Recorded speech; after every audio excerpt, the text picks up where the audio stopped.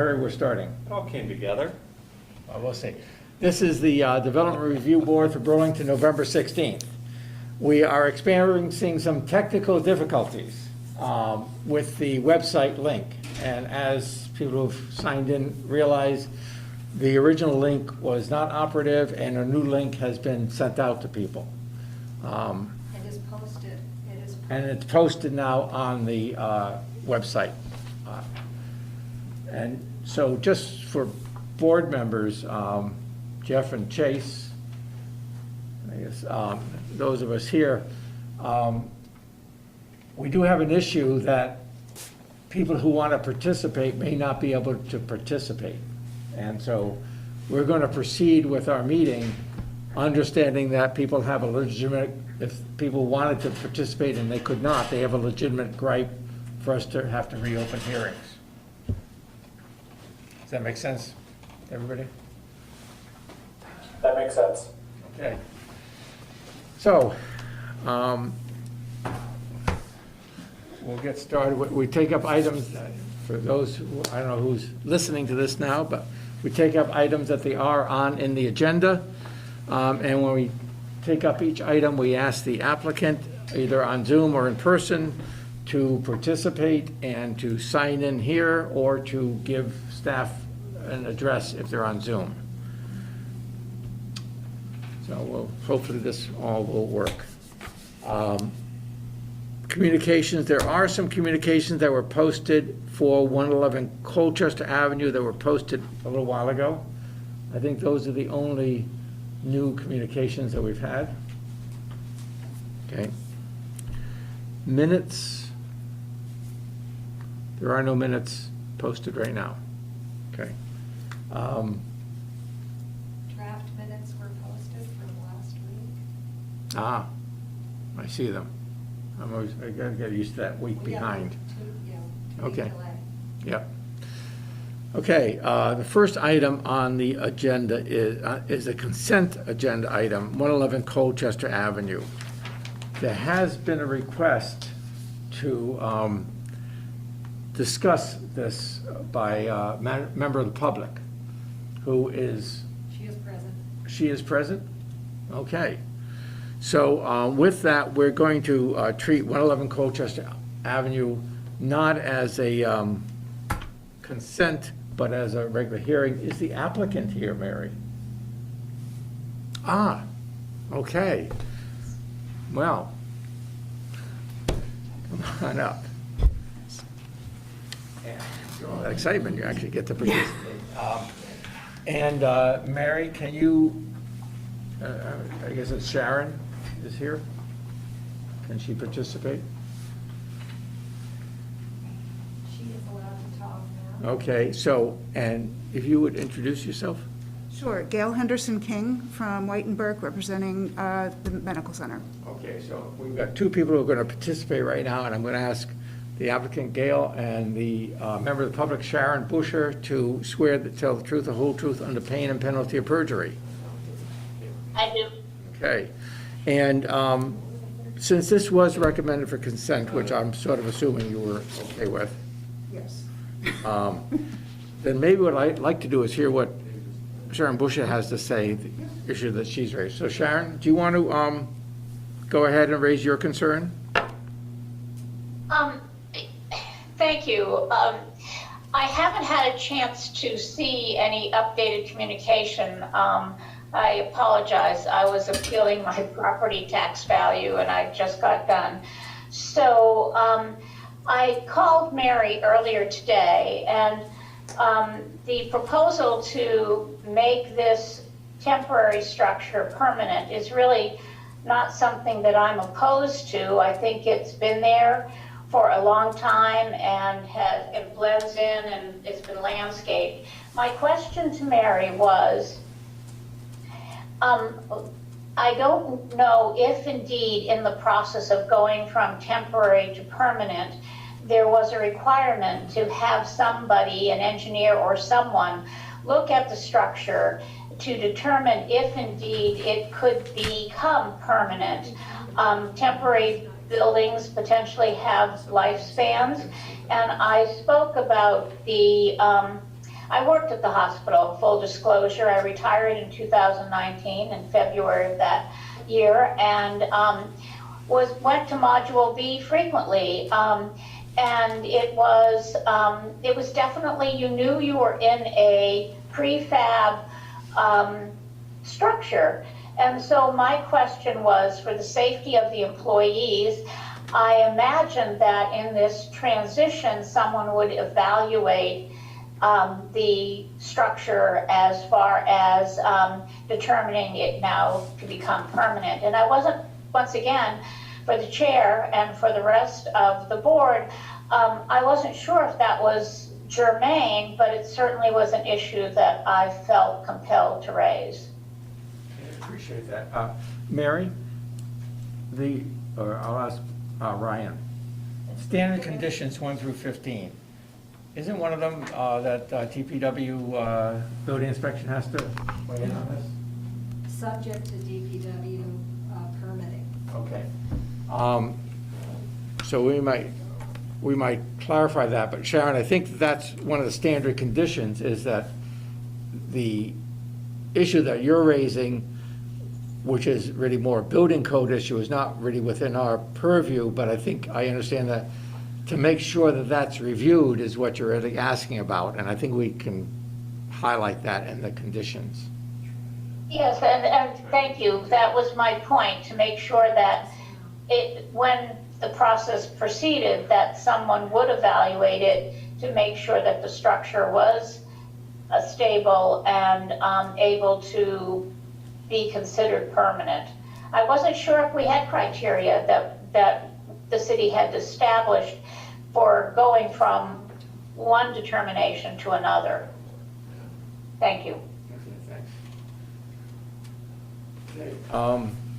Do you have anything you want to ask or add or comment on at this point? At this point, I submitted this afternoon, which I believe is up on the web right now, the latest Department of Public Safety inspection that was done in February of 2021. Yeah. So, See that posted. yes. So at this point, whatever conditions come with the permit, we're fine with. Any questions from members of the board? Okay, then we will, when we deliberate, we will clarify that building inspection request as part of the conditions. Unless there's any other comments at this point? Okay, we will close public hearing. Does the deliberation happen tonight? It'll happen tonight, Okay, yes. just one clarification. Oh, Thank that's you. a good question. Thank you. Thank you. Okay, the next item is 242 Pearl Street. Boy, this is just like a regular meeting here. And Ryan or Mary, can you see if there's any members of the public who want to comment on 240 or 242 Pearl Street? I have no one in the attendees list with a hand raised. Okay. You understand there's a little bit of a caveat on what we're doing tonight? I do. Okay. So, and if you would introduce yourself, yes. Hey, Brad. Yes. I don't know why I can't come in as a panelist, but I'm here and I'm listening. And I'll only unmute myself when it's time to vote because I can't see or be seen. We can see. But we may not, I've given the trouble I've had getting in tonight. Now I can be. Oh, there you go. There he is. Okay. I think you're legitimate now, AJ. There you are. I think we should be careful about voting on anything tonight. Well, you missed the beginning. I did miss the beginning. Yes, the link was wrong. The link wasn't working, so I posted a new link. So it's entirely possible that members of the public and applicants may not have been able to get in. A new link has been posted, but not everybody has gotten to it. So we're sort of proceeding with the understanding that if people raise an objection because they did not get a chance to participate, that would definitely be grounds to reopen hearings and take new testimony. I think AJ's point, though, might be a good one. We might not want to vote tonight on these matters so that there's an opportunity for someone to request to reopen the hearing. Yeah, that's sort of what I was going. We can deliberate, but not vote. We might want to just take that up at our December meeting. Well, if we're not going to vote, we may We want to. vote to continue the hearings to allow people, if they can't get in, to easily show up at the next meeting. We can discuss this later, maybe? I think that's probably not an unreasonable kind of thing to do, instead of voting, but. Yeah. No, I agree. I think we vote tonight and then we find out later that we have to reopen the meeting. We might as well hold off on the vote. Okay. Well, that, to the first applicant, that may revise what I said, so we'll see how it goes. For, I guess it's just you who participate, do you want to raise your right hand? Do you swear to tell the truth and the whole truth on pain and penalty of perjury? I do. Okay, so you are requesting a sign that is, I believe, the size that it originally was? Yes, I'm the owner of Pearl Street Pipe and Beverage, a tenant of Lakeside Pharmacy Holdings. July 1st, 2020, our building was destroyed by fire. I had the continuing bad luck to be the only business that had its sign actually painted on to the storefront. So we discovered in April we had to get a permit where all the other all 5 other signs are back up on the building. They were just cleaned or refaced and put back up. Our sign was actually painted onto the front of the storefront, so we had to get a new sign painted on new material and put onto the storefront. Now, it's been a long process, confusing process, and I understand the reason why I'm here now is because the city is saying the sign is a different size than what was there. But I submitted a picture, I don't know if you can pull it up, over the weekend of the old sign, and it measures the same as the new sign that we put up. The old sign was there in 1983 when I moved in, has been there ever since. We took the measurements right off of that, gave it to the sign people to fabricate the new sign. So what I'm saying is I don't see, if that's the reason it came for the real, you know, I'm only going by what was there, and that's the new sign. Over the weekend, I posted a picture of the old sign with a tape measure in front of it showing that it's the same size. At least I thought I did. I don't know if you could pull up the picture I posted? Do we have that picture? I'm not sure we've seen it. I know we had pictures from the last time that you. I did, but no, I did this over the weekend. I added, you know, I believe I got it in properly. Well, when it wasn't working, I jumped in my car. I was on the phone on the way here. Yeah, so if you can't pull it up, the only thing I could do is pass my phone around. We're going to try to pull it off the permit platform. I'd like to ask Mary a question. This is me. I know you're doing 6 things, Mary. The issue with the sign as a non-conforming sign that is destroyed, there's a thing, you know, the zoning regulations talk about if a sign is destroyed, can it be replaced the same size within a certain amount of time? Or it can't be replaced at the same size? 1 year. 1 year. And so that was the issue when they came in the first time, was that we were, as a board, had deemed that he had applied in a timely manner. So if he applied in a timely manner, wouldn't he be allowed to keep the size the same as it was? Well, the first issue was the timeliness, and the DRB's decision was to remand it back to staff for continuance of review. Replacement of a non-conforming sign requires DRB review. Right. And the 2 choices are to be brought into substantially greater conformity or to be conforming. So staff's obligation was to go back and look to see what was permitted there. And the last 2 parallel signs for the front of the building were issued in 1980 and I've given in the staff report those dimensions. And that's 3 years before we open. So that's all that's been permitted. So that's, So I don't know what sign, or even if those two signs were among those destroyed in the fire. That's why no finding is possible. The sign that he has proposed does not equal the same dimensions of the two signs permitted in 1980. What would we have to do if, or what would he have to do if he wanted us to approve the sign that's currently up? It would have, you would have to be convinced it's in substantially greater conformity. So that's one of the two choices that we have. My understanding was is Hold on. From what he's indicated to me, from testimony here, that he has replaced the sign to the same dimensions that was lost in the fire. If that's true, then we have never done a permit for a sign of those dimensions. Okay, but that, I guess my question is different than that.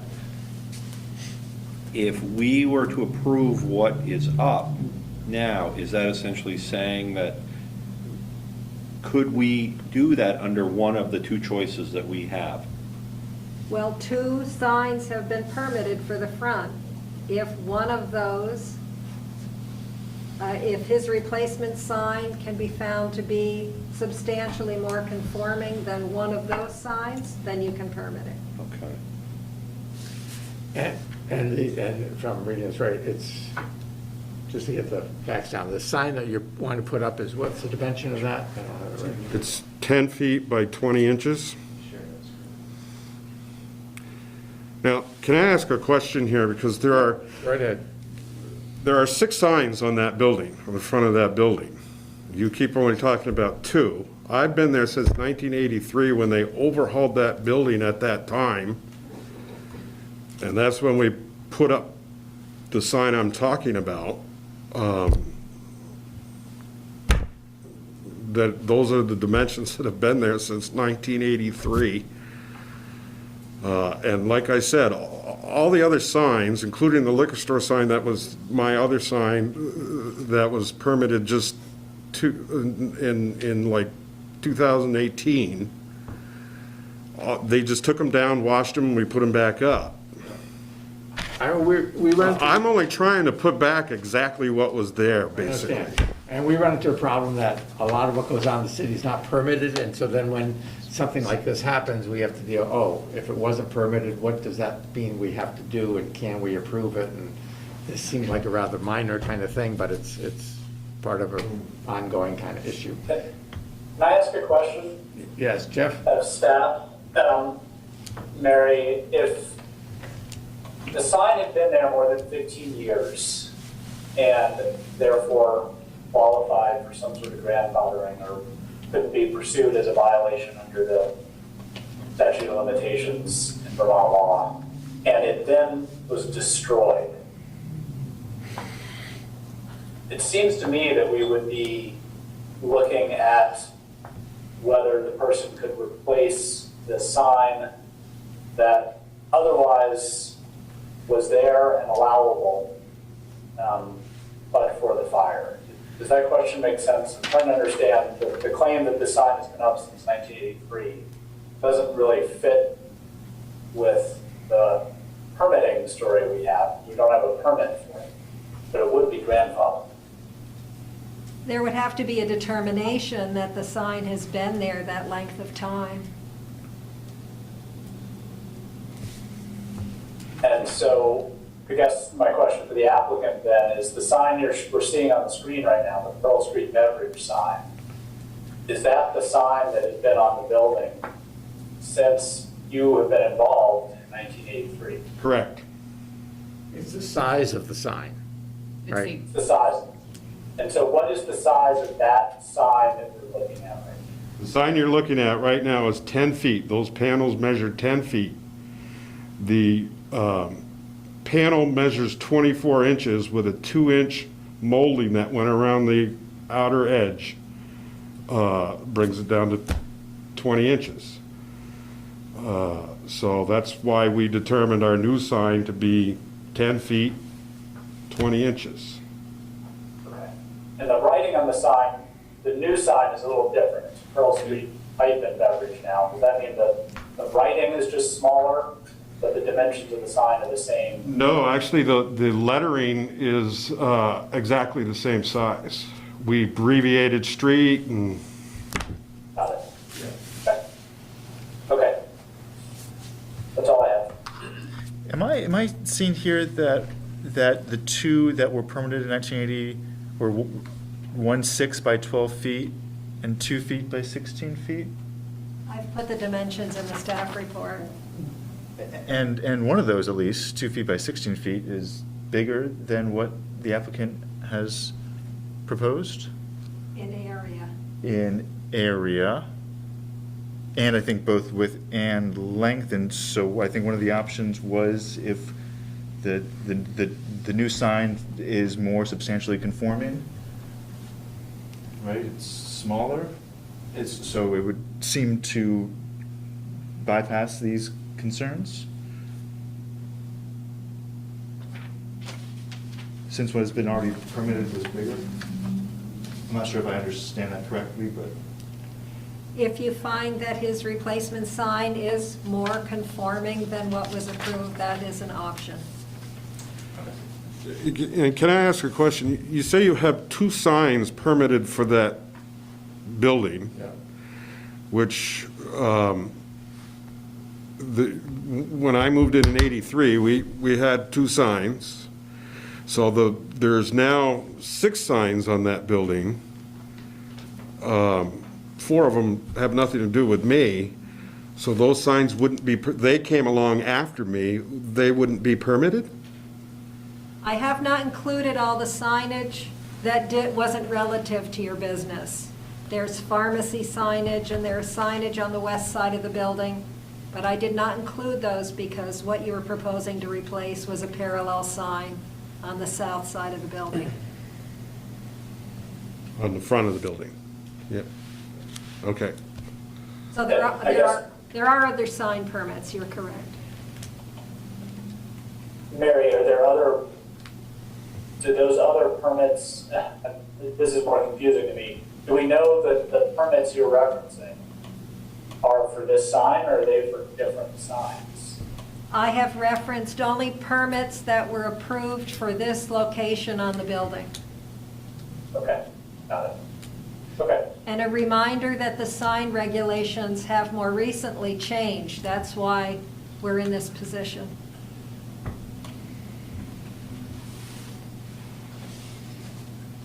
But if one was approved for 2 feet by 16 feet and we had one at 10 inches by 20 feet, that would seem to be smaller. And that is up to the DRB discretionary review. Okay, Okay. I think we have, we can go around the board, but I think we have a few facts in here that will help us come to a conclusion. Okay. Is there anything else you want to add at this point?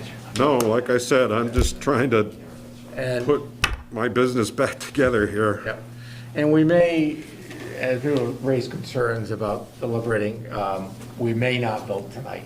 Apologies for that, but if we don't vote tonight, we vote before the next meeting. Generally, that's what we do, we try to vote either just before or just after the next meeting in 2 weeks. I want to pick up that. Okay, Okay. you all set? Unless there's anything else anyone wants to add, we're going to close the public hearing on this item. Thank you. Thank you. Okay. Oh, So, okay. For tonight. for For tonight. yes. Well, we can reopen it. So, the next item is 53 Front Street.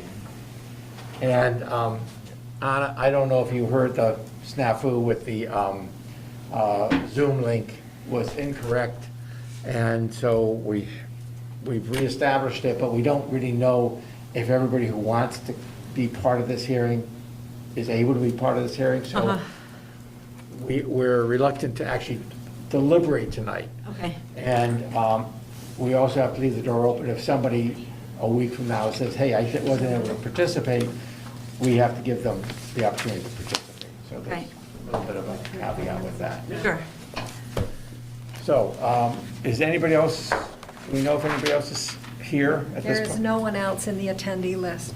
Okay, so Anna, if you would raise your right hand, you swear to tell the truth and whole truth under pain and penalty of perjury. I do? Okay. So it's moderately straightforward on a little lot with request for a variance on coverage. Right. It's DRB discretionary review for additional coverage to establish an ADU. Yes. And can we, Ryan's going to bring up some plans. okay. There we go. And do you want to walk us through this, Anna? Sure. What you're looking at there is the proposed new coverage, and you can see the dashed lines are an existing garage that is going to be removed. My glasses don't quite reach that far, but the existing garage, 576 square feet, it looks like, and the new ADU is 548. And that will also include, so basically the vertical rectangle in the new construction is the ADU, and then that little side piece is a combination of kind of storage and shed and a sauna. The main house is naturally down lower on the sheet. This is on Front Street. Can you scroll? Yeah, we're trying to bring it up so you can see it. Ah, good. There. That's better. Thank you. So that dark area to the top of the page is the new ADU storage and sauna, and on the bottom right, beside the vehicle, is a second parking spot. And then, kind of in an L around that parking spot is the proposed stormwater, additional stormwater catch. Do you want me to go through the I think the, zoning numbers, or? yeah, just to understand the coverage. Yeah. Well, it's interesting. I think the way I broke it down and the way Mary broke it down in here is a little bit different. So I'll probably go through it the way Mary broke it down, since that's probably more relevant than mine.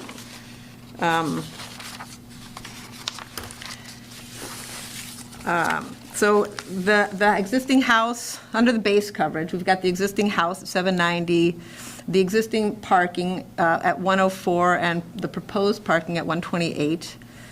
The new ADU at 548, the sauna storage at 153, and the condenser pad at 4.5 feet. And then under the bonus coverage, we've got the porch, the deck, and the sidewalk out front. So the total base coverage was 1727.5 with the ADU. Mary subtracted the area of the ADU at 1179.5, plus the bonus coverage equals 1488, or 38.36 coverage. That's without the ADU. The entire lot coverage, base plus bonus plus the ADU, is the 2036.5, which brings us to 52.48%. And this is our residential medium, so we have 40 plus 10, so 50. So we're 2.48% over the total allowable lot coverage. And the issue is that we have discretion to give overage for an ADU. Up Yep. to that very discrete amount, and the condition is that the stormwater program approves mitigation measures Yep. to address stormwater flow, and we received that yesterday. That's your retention area there. Yep. Yeah. And the allowable extra coverage is 650 square feet, and we are, 548. yeah, 548, but we're not that much over. We're not using, out of the 650, I think we're looking at 309 additional, 388.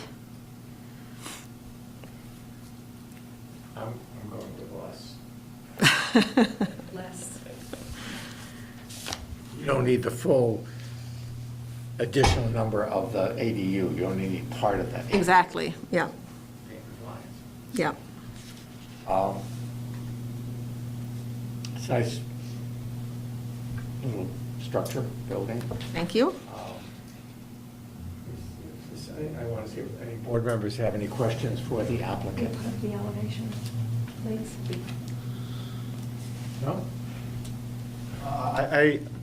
I think I may have answered it, but Mary, page 4, you have minimum side is 10% of lot coverage. Well, you say it's 5 feet, but the plans say 3.8 feet, but now I see the plans also say that it's based on 10%.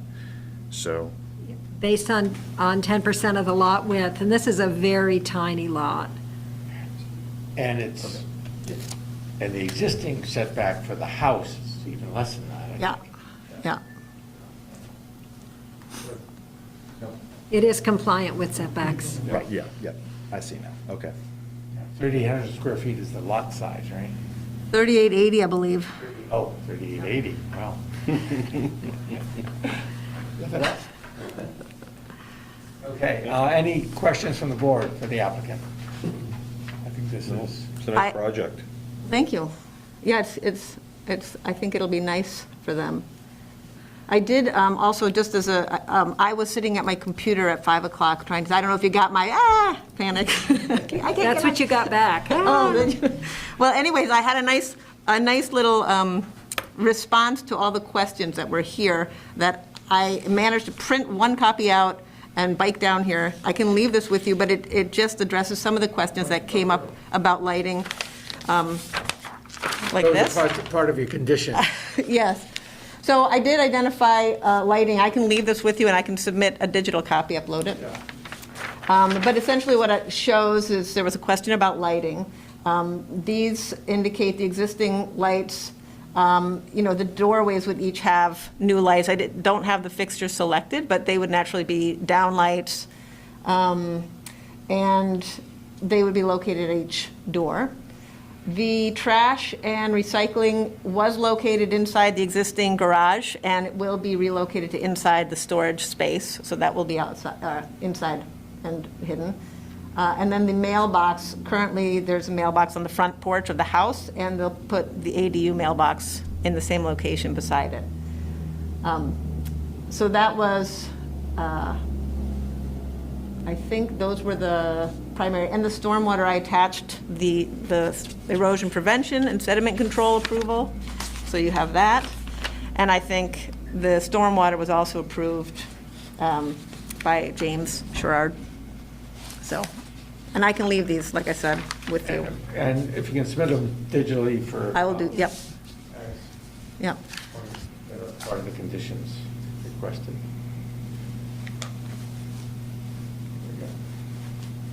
Good. Are you keeping the tree that's in that corner? We are trying to keep the tree. Yep, we're looking at doing helical piles with a slab on top as a way to preserve that.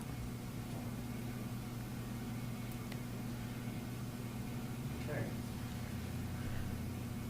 I think that is it. We will close the public hearing, subject to what happens in 2 weeks when we look to deliberate what anybody else has asked for more information. Great. Great, thank you. Thank you. Should I sign in here? Did I miss that too? Please. Sure, please, thank you. Thank you, Anna, for coming in. Thank you. So we have a sketch plan for 253 South Union Street. There's one member of the public, I'm not sure if that's the applicant or not. If you could- And allow him to talk, it's Steve Kredell. Yeah. Hey, this is Steve. Oh, Hi, perfect. Steve. There's the applicant. Hey, Mary.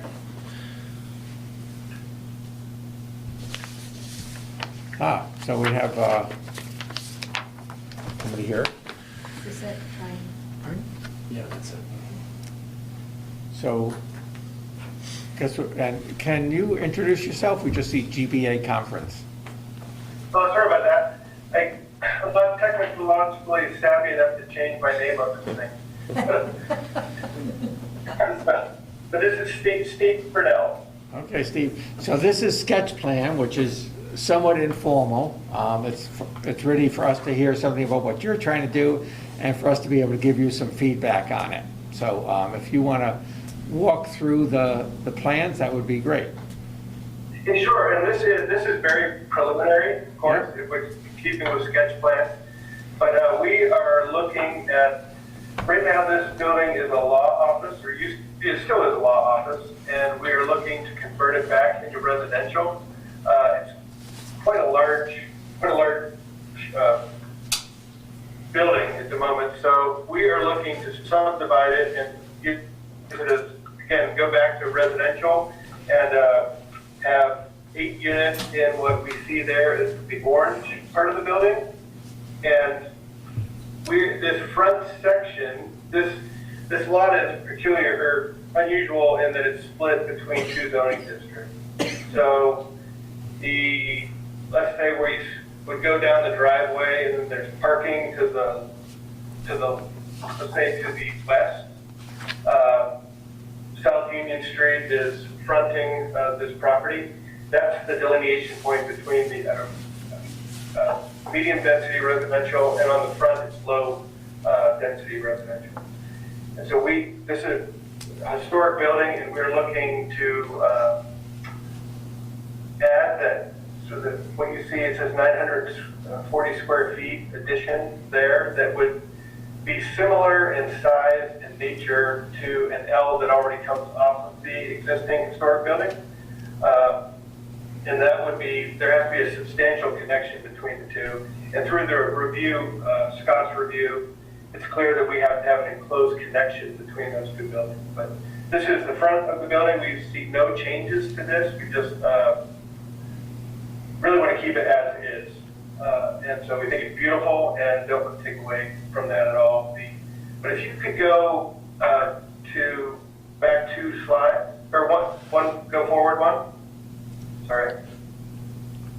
This is the back of the structure there. It's rambling a bit in the back, and there's been a deck that was added, and then there's clapboards under the existing deck that was added in the 80s, and that essentially was a storage area for legal documents. It's just the deck up above, and then behind there you have the stone foundation. And so we're hoping to remove that piece of that storage area, remove that and expose the foundation, and then rebuild the deck up above. And looking at rebuilding it in wood with having steel handrails and guardrails up above, and then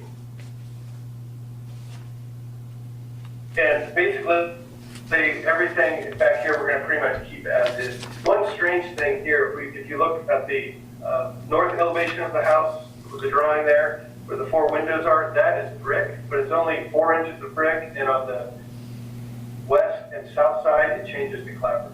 And so we were looking to have this addition to actually match that,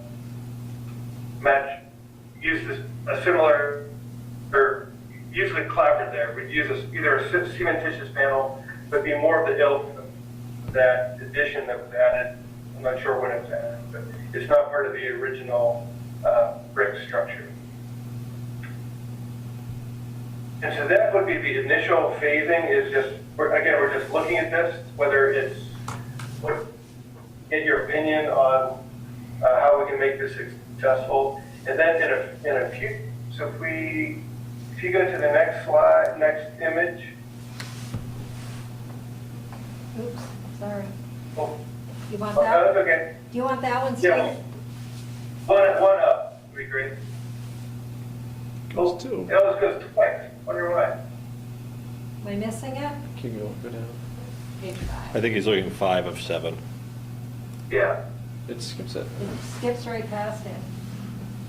Huh. But what if you use the arrows down where it says 4 of 7? Don't stop sharing. Go back. Do you want to screen share, Steve? Yeah.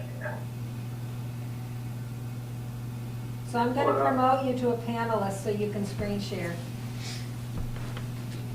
There you go.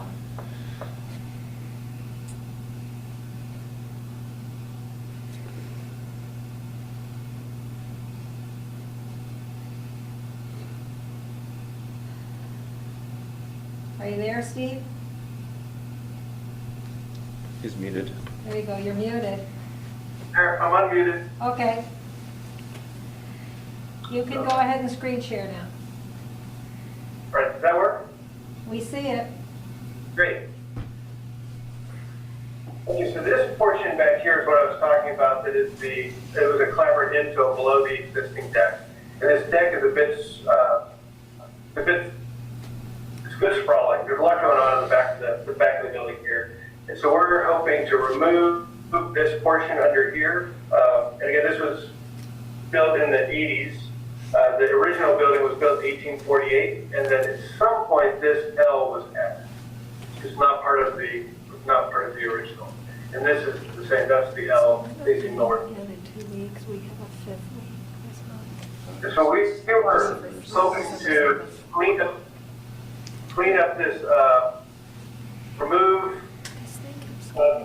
infill stone, and then add a deck on the back, or replace the deck on the back with it'd be wood decking and then a metal railing, and then access up above and the access would be undercover for the users, and then add a building that's the same height as this L. And so this is clearly subservient to this front main piece building. And so that's what it would look like on the other side. So this is just sort of relative. The height of this building is matching the height of this addition, and this would be that covered walkway on the back. So we're really trying to clearly make this subservient to this building.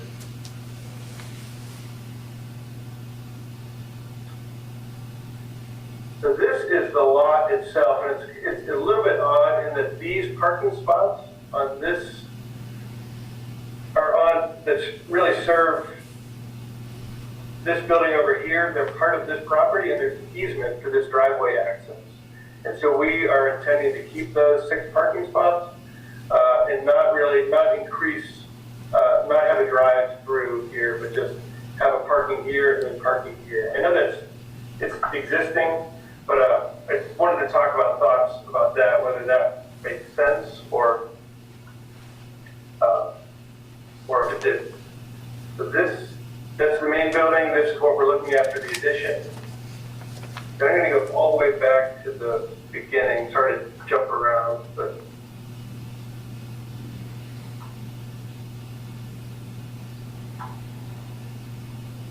not in a current phase, but in the future, we wanted to potentially add another building back here in the residential medium density district. And this would be somewhere between 8 or 10 units.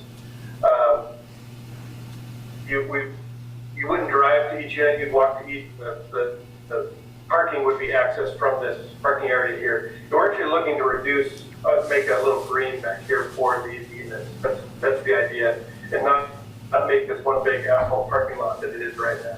And I don't really have any information other than this box. It's more just to see, we just want to get your opinion on, we can do it per the current zoning ordinances, but just we want to make sure that we weren't missing anything. And that's really why we're here to schedule. That's pretty much it in a nutshell. I have a question. What are the access to the units going to be internal through a central hallway, or will each one have an access point externally? Well, there's the main entrance right here, and there's another entrance right here, and so the entrance on the front here you'd access one unit here, and then the upper 2 units. This unit, this door over here, you'd access this unit, and then all the other units we wanted to access from that deck in the back. And so there wouldn't be a central hallway. This one, you walk up and enter into this wing from the back, and there's already an exterior entrance into this unit, so they have an entrance back here and an entrance along this edge. And so 3 of the units back here would be accessed via this deck, and then the upper 2 here would be accessed through this entryway, and then 1 here. So I guess the answer is there's a mix. What about the addition, the 940 square foot addition? Yeah, so originally we were looking at an over-under, and we're going to enter through this this enclosed entryway. There's a question now whether it makes more sense to actually have 2 side by side. And so in that case, this deck would come around, and as you'll see in the drawings itself, this building got slid up so it actually aligns directly with, let me go back to that plan. Oops.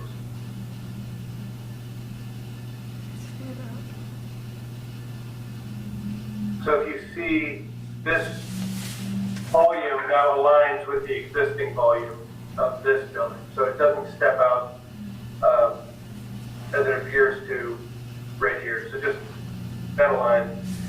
So we may have covered entrances from this green accessing right here. So 1 in here, 1 in through there. So I guess I want to comment a few things on circulation a little bit. And plan. So I understand that the piece that's in the RM district is there because that's where the RM district is. But it's sort of a disappointing mass stuck in the middle of a narrow piece of land where you've got all this land in front. So the whole project is disproportional in terms of its use of green space and building proportion. And it would be nice if that could be better managed. I understand that it's easy to just do it like that. Maybe that's all that you're trying to do right now.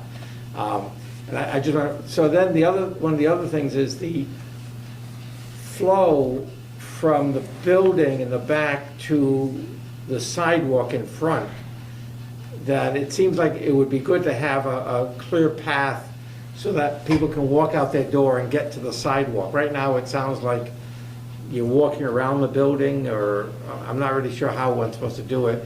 And it's not really clear, those parking spaces sound like you're gonna be entering you're gonna have to go around the building to get into the building from those 4 or 5 parking spaces you have access from the adjacent property?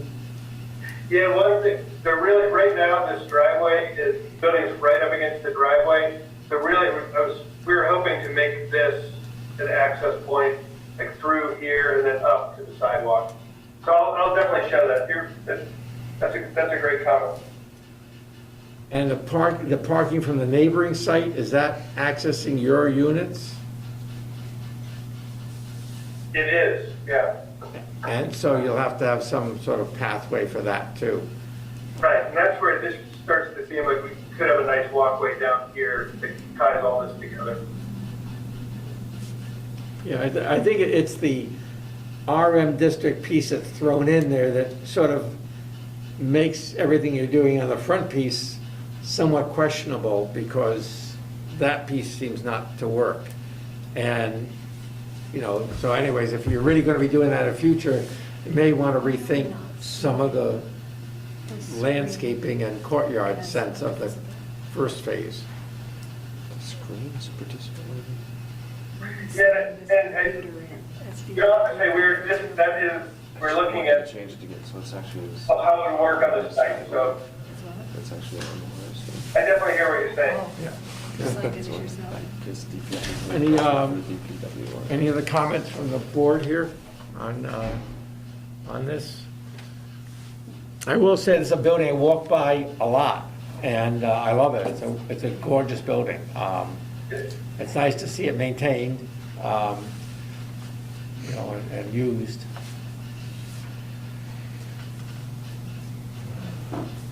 No other comments here? Something was brought up about ADA accessibility. in the staff comments? Have you looked into that at all? About accessibility? Yeah. Yeah, so it's nearly impossible to make the existing building accessible. So we are going to have accessible units in that addition. So that'll determine where some of your handicap parking spaces go. You got it, yep. Yeah. And you'll also be locating probably some HVAC units on the ground, maybe somewhere, so that'll be. Yeah, so we're talking about air source heat pumps, and yeah, we want to keep these as minimal as possible, and so rather than group them all together, and we show this all on the permit application, like to group those separately so they don't become one big, container for equipment. Yeah. Okay. But those would be ground mounted, to answer your question. You think they won't be? They would. They would be. Oh, they would, they would be. And the the additions are flat roof buildings, is that what I'm seeing? Yeah, so this L right here is already a flat roof building. Yeah. And you can, on the third floor here, currently there's a sliding door, you can walk out onto this roof. But this building will match that, it'll be the same height as the existing. And as you well know, it doesn't really need to be the same material. It could be, you have a little more freedom in terms of what. Yeah, I'm gonna look at some cement board panels, maybe a little more interesting sort of arrangement of materials, but I definitely don't want it to try to overshadow the beauty of the front piece. Well, it's sort of going to be hidden from the front piece. Yeah. Yeah. I mean, you'll see it when you're walking south on the sidewalk. Yeah. But, I mean, you have to look. Yeah. Most people aren't going to get past the beautiful first building. Well, I've always wondered about those extra posts on the porch. It looks like. It's really odd. Yeah. I think they must, I don't know, something must have been failing. They decided they had to add more posts. I don't know. Yeah, these guys. Yeah, those two. Yes. Yeah. I'd like to look at Getting rid of them. Yeah. somehow getting it back to what it was. Yeah. Yeah. Definitely a nice facade. Any other questions from the board here? No? Well, it looks like a nice project. And it needs a lot of development. This is really just wanted to make sure we weren't heading down the wrong path. That's all. Yeah. Good. I think that's it. We'll look forward to seeing it another time. Great. Thank you very much for your time. I appreciate it. Thanks. We have one other item on our agenda, which is the meeting schedule. How come there aren't any Wednesday meetings? Is that just a quirk of the year?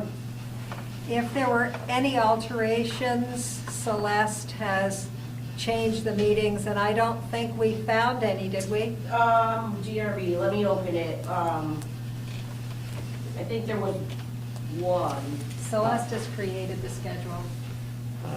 There was just the shift in weeks. Do you for like Wednesday town meetings? The town meeting for DRB was just the town meeting. Oh, we switched from the 1st to the 8th. Yeah, that was the only adjustment for Okay. DRB next year. So we're just on Tuesdays. Because it's a 5-week month. Oh. Exciting. By the way, this is a 5-week month, so our next hearing is not until December 7th. It will not be in 2 weeks, it'll be in 3 weeks. Thank you for the clarification. Boy, on top of the calendar too, Mary, good. Yeah. Okay, so we have to approve this. We do. Can I have a motion to approve the review board meeting schedule? So moved. Jeff, second? Second. Brooks, any discussion? All in favor? Aye. Aye. Opposed? It's unanimous. All right. Okay, and we're going to close the public hearing. So we're done with our public hearing. and at least discuss the deliberative process. On December 7th? Well, that's what I wanted to discuss. Yeah, when are we going to deliberate? That's, I think, what we're- Is there any implication of needing to re-warn if there were issues with the meeting? No, notice was appropriate. We don't need to rewarn it. If we just decide not to deliberate and wait. It's- Right, we're essentially running the risk that somebody's going to come forward and say they wanted to be heard Right. and weren't able to, which is probably not a very big risk, but a risk nonetheless. Don't we, I think we need to make some sort of motion on the Mod B on Colchester app because that expires at the end of November, no? Wasn't it They in have come November? before you in adequate time. So they've been Right. brought, it has been brought for proper review. And So we don't need to appropriate take time. action on that by the end of November? And our 45 days starts from tonight. You have 45 days. Excuse me. Celeste? Before I'm done, I didn't recognize voices. Could you tell me who motioned and seconded the calendar? AJ motioned and Brooks seconded. Thank you. Jeff motioned. Jeff, oh, Jeff motions. okay, Thank Jeff you. motioned, there we go.